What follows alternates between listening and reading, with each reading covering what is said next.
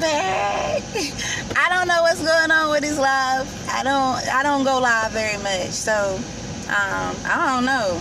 But I'm glad it's letting all y'all know I'm up here. Hey, how y'all doing?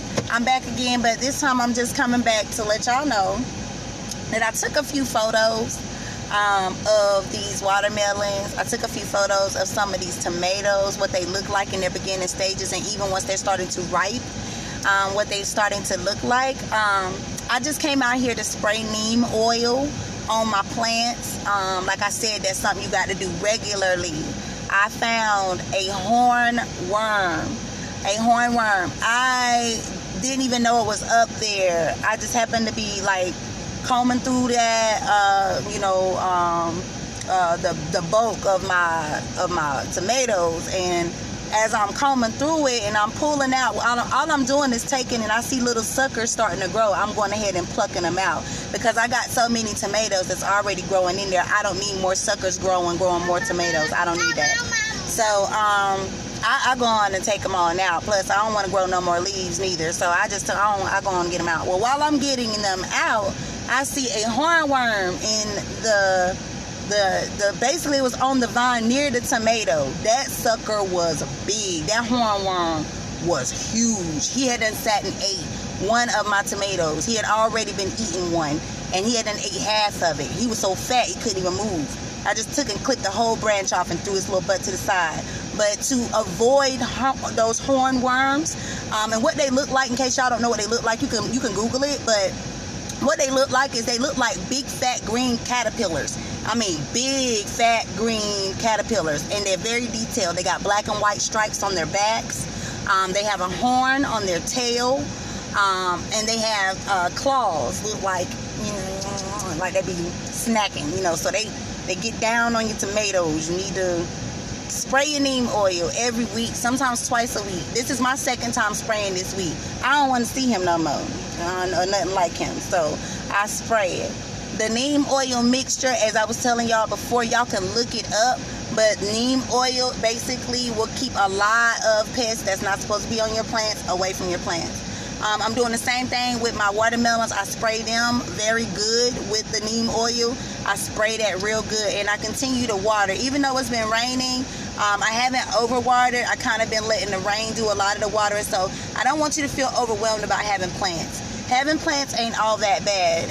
Or even growing food ain't all that bad, because you can water that stuff and then leave it. And I mean, never, within a day or two, if it rains, nature's going to water it for you. Then you don't want to do too much to the plant, because you want to let pollination take its place. You want to let the nitrogen that you got working for you in your soil help your plants grow, the potassium, all of that stuff that you need to help it grow. Like I take and put banana peels. I take and cut up. I don't throw away the bananas. When them kids get done eating those bananas, I take those bananas and I put them in my soil. Some people say you're supposed to dry them out. Some people say you're supposed to compost it, dry them out. You can put them on a tray, bake them for a while, or put them on a air fryer where to cook it and dry it out real good. But basically, and then take it, crush it up real good, and you can preserve it, or you can put it inside of your dirt, mix it in with your soil, and it's supposed to do wonders for your soil. It's a natural way of creating compost for your plant.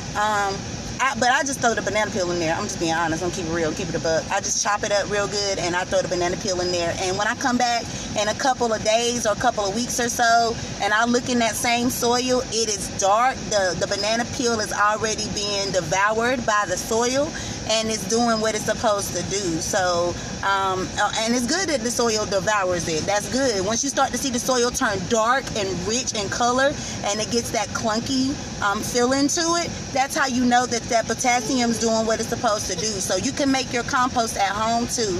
So these are just a few things I wanted to mention. But if y'all wanted to go and look, if you want to go back and take a look at the photos that I'm going to post them today on my page. I will post photos of these new starting out watermelons and these tomatoes. And also now, guys, we are up to 3 basil plants. I have taken and I have created 3 different basil plants. I will have pictures up there of that as well, showing you the progression of the basil plants that I created. The very first time that I did the very first plant, when I showed y'all how to prune your basil, it's on my page.